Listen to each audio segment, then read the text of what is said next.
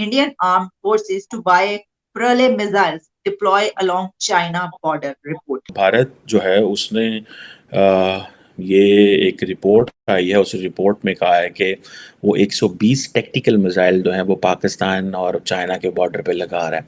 अब ये आप देखें कि ये एक इस तरह की डेवलपमेंट है जिसको आप समझें कि पाकिस्तान में इसके ऊपर डिस्कशन होनी चाहिए थी, बहस होनी चाहिए थी, बात होनी चाहिए थी, लेकिन पाकिस्तान में तो पता ही कोई नहीं। पाकिस्तानी थे बस ठीक है, चल रही है दुनिया, निज़ाम चल रहा है, सारा कुछ हो रहा है, बस यही है। ठीक है जनाब। लेकिन अगर आप देखें कि इंडिया की एक बेसिकली न्यूज़ एजेंसी है ANI, उन्होंने कहा है कि जी ये डिफेंस मिनिस्ट्री ने एक मेजर डिसीजन लिया है कि वो 120 जो प्राले बैलिस्टिक मिसाइल हैं वो इंडियन आर्म फोर्सेस के लिए डिप्लॉय करेंगे अलोंग द बॉर्डर जो चाइना और पाकिस्तान बॉर्डर के ऊपर है। स्ट्रेटेजिक डेप्थ को मजीद प्योरीफाई करने की जरूरत है और अपने लोगों को बताने की जरूरत है कि आपने इतने साल तक जो एक पॉलिसी परसू की है वो पॉलिसी उल्टा आपके गले नहीं पड़ गई है। ये जो मिसाइल सिस्टम है ये स्टार्टेड गेटिंग डेवलपमेंट अराउंड 2015 के दौरान, और उसके बाद जो है फिर इसकी कैपेबिलिटी जो है वो देखा गया, और फिर उसके बाद जो आपके फॉर्मर आर्मी चीफ थे उनकी तरफ से ये फैसला किया गया। और इसमें फिर एक और जगह पे जो मुझे इसकी डिटेल्स मिल रही हैं, खबर है, वो ये है India to deploy tactical ballistic missiles near China Pakistan border, expert से कंपेरेबल टू रशियन इस्कांडर। सारी जितनी भी आप अग्नि देखेंगी, पृथ्वी देखेंगी, आकाश, नाग और ये प्रलय और ब्रह्मोस, ये सारी हमारी अपनी बनाई हुई, हम कहीं से नहीं खरीद रहे हैं मिसाइल्स इस समय। कुछ एक दो मिसाइल्स हैं जो खरीदी हुई हैं, बराक वगैरह, वो भी पुरानी खरीदी हुई। इस समय हमारी सारी इंडिजिनस मिसाइल्स हैं। इसमें कंपोनेंट्स हो सकता है बाहर के हो, 50%, 20%, 10% हो सकता है बाहर का माल हो, लेकिन ये सारा हमारा अपना इंडिजिनस प्रोडक्शन है।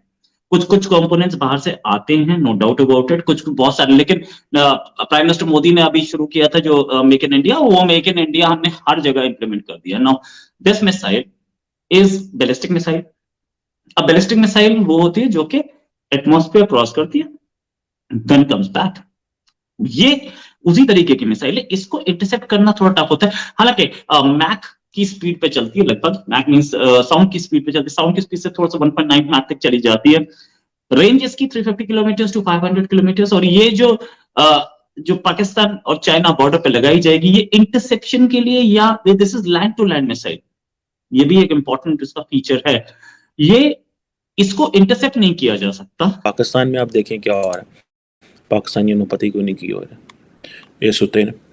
ठीक है जनाब, ये जनाब दम कोटा पी के सुते हैं, ये सुते ने कि जनाब बस ठीक है, फौज है रखी फौज। ठीक है जी, फौज उनको पता है जी 6 लाख की फौज है, बड़ी फौज है जनाब। ठीक है, फिर वो आपस में लड़ रहे हैं, ऊपर से ये है कि यार ये फौज तो हमें मैनेज कर रही है, ये इस्टेब्लिशमेंट तो जो है ना परत परत के हमारे बंदे जेलों में डाल रही है, हमारे साथ ये कर रही है।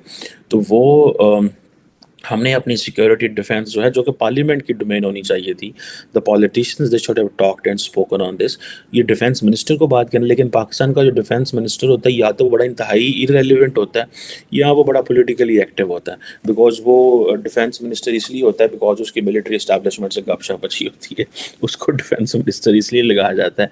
जाना मिलिट्री इस्टेब्लिशमेंट, आप टेक्निकली तो जो army cheap and the other services chief होते हैं वो डिफेंस मिनिस्टर के नीचे होते हैं, बल्कि सेक्रेटरी डिफेंस के नीचे होते हैं। सो इन रियलिटी वो जो डिफेंस मिनिस्टर जाना तो उसने जाके टेक्निकल बातें करनी होती हैं, हाँ जी, law and order, security, defence, India Pakistan, nuclear missile किधर कुधर। लेकिन आई एम 5000% श्योर कि हमारे डिफेंस मिनिस्टर को ना तो कुछ बताया जाता होगा, ना वो कुछ जानना चाहता होगा। वो कहता है हजूर तुसी जानो, तो नहीं पता है, यू आर द बेस्ट, हमसे बस स्टैंप लगवा लिया करें जब आपने स्टैंप लगवानी होती है, जहाँ पे लगवानी होती है। आपको डिफेंस का बजट चाहिए, सप्लीमेंट्री ग्रांट्स चाहिए, व्हाट एवर यू नीड, हमें बस बताएं मोर किधर लगानी है, हम वो मोर लगा दिए। Because in return they get the political favours from the establishment. तो दैट इज़ वाई वो सारा टाइम जो है ना इन चीज़ों पे बेचारे लगे रहते हैं हमारे पॉलिटिशियंस। और ये जो कुछ हो रहा है किसी को कुछ पता नहीं है पाकिस्तान में क्या हो रहा है। आप देखिए रिसेंट ये खबर ये भी चली थी कि जो इंडिया जो है वो एक एयर बेस जो है पाकिस्तान के बॉर्डर पे खोल रहा है। ठीक है जी, इंडियन प्राइम मिनिस्टर जो है उन्होंने वो फाउंडेशन स्टोन भी उसका, I think if I am not wrong, October इसी साल में, ठीक है जी, एक फाउंडेशन स्टोन भी रखा, और वो इंडिया की सिक्योरिटी के लिए वो कह रहे हैं कि that is very much important. और मेरा ख्याल है कोई एक डिफेंस मिनिस्टर्स की कॉन्फ्रेंस हो रही थी इंडियन ओशन रिम की ना, जिसमें अफ्रीकन कंट्रीज़ और सारे आए हुए थे। तो मोदी ने जनाब ये वो कहा जी कि हम जो है ये उसकी भी बुनियाद रख दी। अब ये पाकिस्तान को तो समझ ही नहीं आ रही। अब वो गुजरात में जो बेस बन रही है वो चाइना के लिए थोड़ी बन रही है, वो पाकिस्तान के लिए बन रही है, और वो उनको पाकिस्तान का बड़ा अच्छी तरह से पता है। क्वेश्चन ये नहीं है कि पाकिस्तान जो है वो फाइनेंशियली वीक है या पॉलिटिकली अनस्टेबल है। क्वेश्चन ये है that does Pakistan has a capability और नॉट। टेंशन अब भी है, ये मानना पड़ेगा। तो इसके लिए हम तैयार हैं, ये तैयारी हो रही है। और इससे पहले भी हमने मिसाइल्स लगा रखी हैं, हमने वहां पे टैंक्स लगा रखे हैं, वो टैंक्स लगा रखे हैं जो कि -50 पे ऑपरेट करते हैं।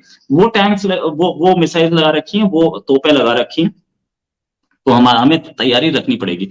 पाकिस्तान की जहां तक बात है, तो पाकिस्तान को एक चीज तो खुश होनी चाहिए कि उसके 4 नेबर्स पाकिस्तान के।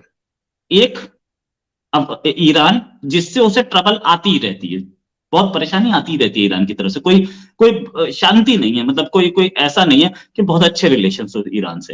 हालांकि तेल वगैरह लेने के चक्कर में है, उसी चक्कर में कुछ पॉलिटिशियंस का नाम डीजल भी पड़ गया। But let me go by the facts on records. Iran से अच्छे रिलेशंस नहीं है और ट्रबल्स हैं पाकिस्तान के लिए। अफगानिस्तान से क्या रिलेशंस है मैं क्यों बताऊं, आपके अपने अखबार पढ़ लीजिए क्या रिलेशंस है। बॉर्डर पे क्या हो रहा है और उनकी गवर्नमेंट के साथ क्या हो रहा है। चाइना से क्या रिलेशंस है आपको, वो वहां अमेरिका में IMF है, उससे पूछ लेना कि क्या चाइना ने क्या हालत कर दी है पाकिस्तानी इकोनॉमी की। एक कंट्री जिससे आपको ट्रबल नहीं है वो है इंडिया, और उसी के खिलाफ बोलता रहता पाकिस्तान सारे दिन। एक कंट्री से ट्रबल नहीं है ना, आपको बॉर्डर पे इस समय फायरिंग हो रही है, 3-4 ड्रोन आ जाते हैं। हमारी तरफ से एक मिसाइल गया था पिछले 10 साल में, और कुछ 20 साल में मेरे हिसाब से। और उस एक बालाकोट हुआ, क्योंकि हम लोग हमारे पास अटैक हुआ, हमने किया। इस बालाकोट इंसिडेंट को छोड़ के और वो और एक मिसाइल जाने को छोड़ के रेस्ट पिछले 2 साल से तो बड़ी पीस है। ठीक है, इंडिया से ज्यादा पीसफुल नेवर नहीं है पाकिस्तान के पास। और फिर उसके बाद अगर ये सिचुएशन के हम पाकिस्तान हमें ऐसे पाकिस्तान के पॉलिटिशियंस इंडिया को टारगेट करते रहेंगे तो हमें वहां पर बॉर्डर पे लगातार डिप्लॉयमेंट करनी पड़ेगी। हालांकि इंडिया पीसफुली टारगेट कर रहा है, पीसफुली हमें बोलना होता है, हम UN में बोल देते हैं, हम इंटरनेशनल फोरम्स में बोल देते हैं। हम अब तो हमारे प्राइम मिनिस्टर पाकिस्तान का नाम भी लेना बंद कर दिया, फॉरेन मिनिस्टर ने लेना बंद कर दिया। हमें कोई प्रॉब्लम नहीं है, इंडिया पहले बता चुका है कि पाकिस्तान से हमें कुछ लेना देना नहीं। सच बात है, पाकिस्तान अपना करे, अपना काम करता रहे, हमें प्रॉब्लम नहीं।